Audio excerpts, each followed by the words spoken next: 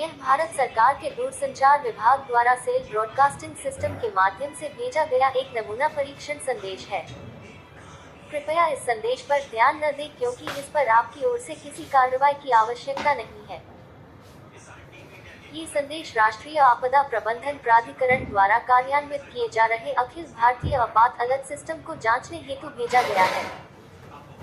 इस सिस्टम का उद्देश्य सार्वजनिक सुरक्षा बढ़ाना और आपात स्थिति के दौरान समय पर अलर्ट प्रदान करना है। Time stamp: The 10th of October 2023, 11:40 AM 12